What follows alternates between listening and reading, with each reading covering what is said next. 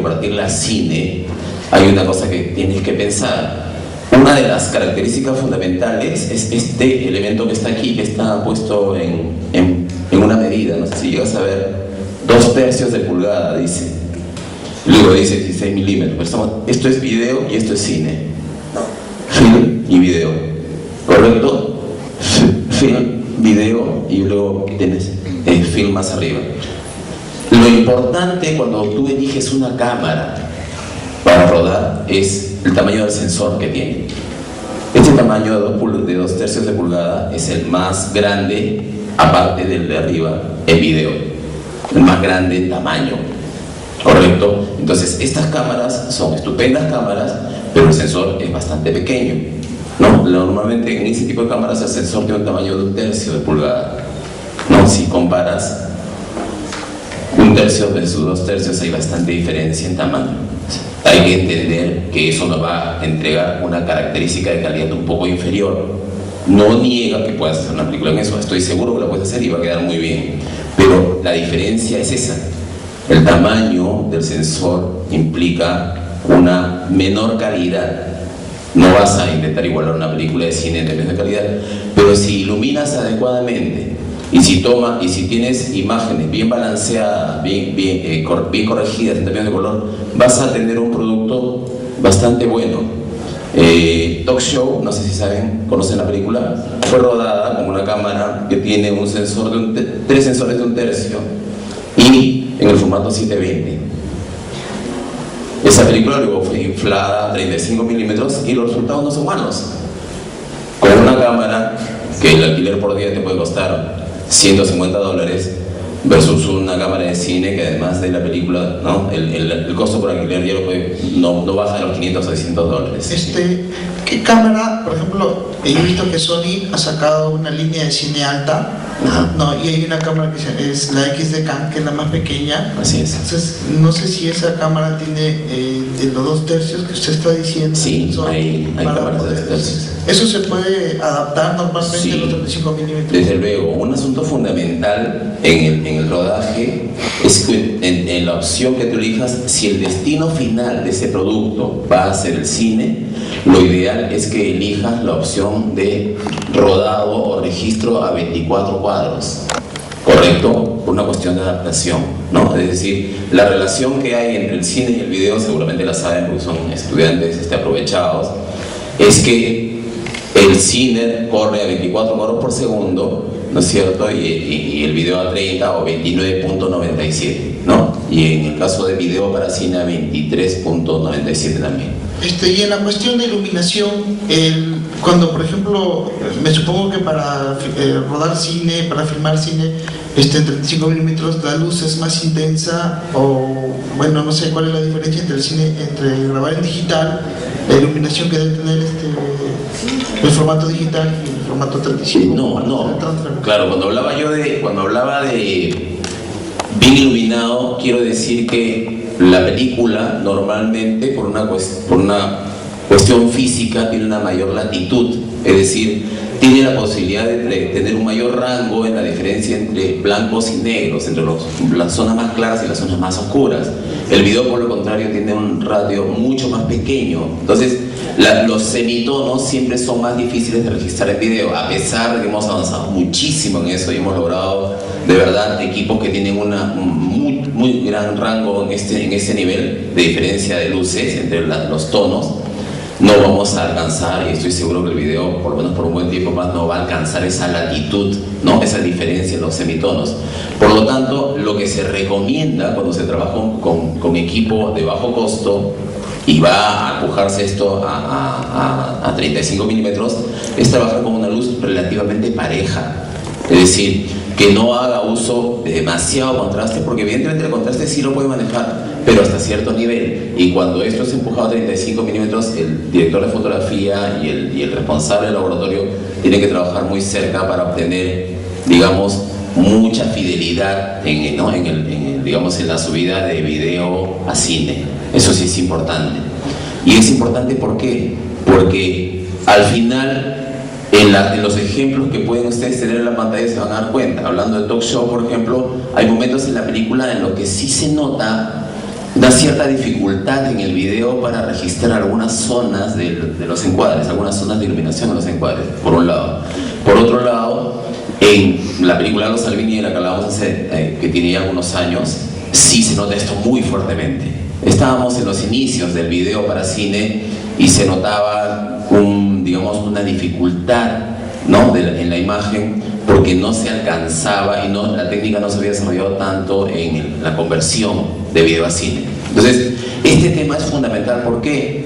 Porque al final, mientras tú tengas una imagen más pareja, mucho más estable, es mucho más fácil la ampliación o el kinescopado, como le llama Kodak, ¿no? Kinescopado, la conversión de video a cine.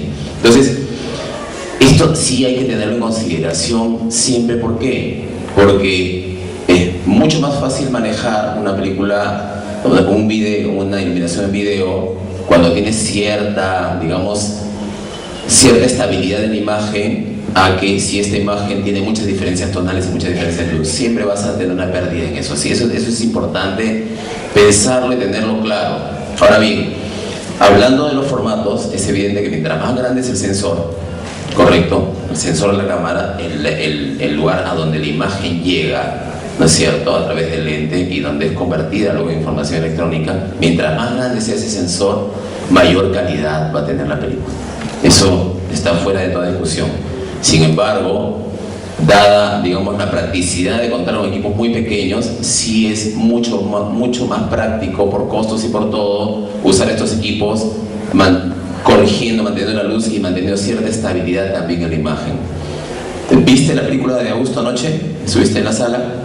Debes haber notado que hay escenas en las que se trabaja un gran contraste, ¿no?, con luces muy fuertes ingresando por ventanas y moldeando las imágenes y las figuras. Esas diferencias tonales, esos niveles de contraste, el cine los maneja con suma facilidad. Es decir, la película ha llegado, digamos, a tener un control sobre ese material, ¿no?, con una iluminación tan contrastada, digamos, tan fotográficamente bella. Puedes trabajar en cine sin ningún problema. En video puedes hacer lo mismo, pero tienes que cuidarte más, sobre todo si es que a la hora de hacer la lectura de diafragma, es decir, al marcar la exposición, no eres muy preciso en video. En cine puedes irte un poquito hacia arriba, un poquito hacia abajo, ¿no?, corregir el diafragma un poco más, y no vas a tener problemas cuando subas ese material, cuando lo lleves al laboratorio.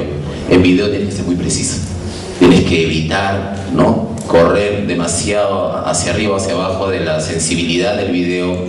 Tenemos sensibilidad, porque si fallas un poco en eso, en la ampliación se va a notar. Lo importante es que se entienda lo concreto. Si tú partes de una imagen que tiene este tamaño y luego la vas a proyectar a una pantalla que tiene 60, 80, 100 metros cuadrados, cualquier pequeño detalle que se va a notar muchísimo más, ¿no? De ahí el cuidado que se tiene siempre para el trabajo fotográfico en una película, ¿no?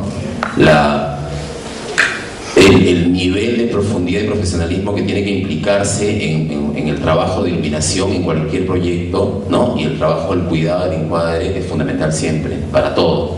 Pero en el video cualquier fallo de este tipo se va a notar mucho más, sobre todo tratándose de una ampliación a 35 milímetros. No olvidar que partimos de esta imagen pequeña, trabajando 24 cuadros por segundo. Por favor, cuando vayan a desarrollar un proyecto, siempre revisen muy bien los manuales del equipo, porque los manuales del equipo son fundamentales para entender cualquier característica y diferencia. Yo he estado en Lima hace poquito asesorando a un equipo que está haciendo la película del Grupo 5, ¿no es cierto? Y ellos están trabajando con una cámara muy pequeña, ¿ok? Y tenían el problema de no tener experiencia previa con ese equipo. Entonces, una de las cosas que yo les planteé fue que no deberían haber iniciado el proyecto sin haber revisado y haber hecho pruebas suficientes de este material. Si vas a invertir $100,000 en hacer una película, mejor invierte 800 en hacer una buena prueba, mandar el material al laboratorio correcto, en todas las opciones posibles, y luego decide qué vas a hacer, ¿no? Es un asunto importante. Igual les digo yo, si van a desarrollar un proyecto cualquiera que sea, aunque sea un proyecto de $200 o de 200,000, hagan pruebas. El material en video es muy práctico, les da muchísimas posibilidades, pero si no hacen una prueba digamos, concreta, sabiendo qué están buscando conseguir, no van a tener certeza de que el material al final sea bueno. Y eso fue lo que pasó a este equipo de rodaje, que no tenían claro este proceso y han empezado a rodar. Y un día llegué yo al rodaje, pues me habían llamado un poco preocupados por el tema, y encontré que todos los parámetros de la cámara estaban mal. Nadie había revisado a conciencia el material previo, y habían hecho una prueba y no la habían revisado. Es decir, habían hecho la prueba y la habían mandado a un laboratorio y habían seguido rodando. Entonces, es un problema, ¿no es cierto? Porque empiezas, y a mí me ha pasado también, y le ha pasado a un montón de gente más, empiezas un rodaje y resulta que a la mitad o a la cuarta parte del película te das cuenta que no está bien el material. Los costos evidentemente se van a elevar. ¿No? Nos pasó en una película de Francisco Lombardi en la que hubo un problema con el equipo, no se corrigió a tiempo y tuvimos que rodar una semana y media más, 2 semanas, porque cuando fuimos a la sala de proyección nos dimos con la sorpresa de que se veían los micrófonos, las luces, todo por un espejito que se había desplazado 1 milímetro, ¿no? Entonces, ese tipo de cuestiones hay que tenerlas siempre en consideración porque son fundamentales para poder llegar a buen puerto, ¿no? Concretar un proyecto. Hola Rafael, ¿qué tal? Hola, buenas tardes. ¿cómo estás? Mira, si bien es cierto acá en la ciudad, en la universidad, no solamente en esta, sino también en otras, ya sean nacionales o privadas, los jóvenes universitarios realizan sus proyectos, proyectos de video enfocados a cortometrajes o reportajes, ¿no? Es lo que se hace, ¿no? No se cuenta generalmente con cámaras de video HD, que no es común, o no es común en el poder de los alumnos generalmente. ¿Qué nos recomendarías tú dentro de las cámaras, ya sean caseras o las más cómodas del mercado, que se utilizan generalmente? ¿Qué cámara nos podrías recomendar dentro de estas? Y si podemos, en postproducción, darle la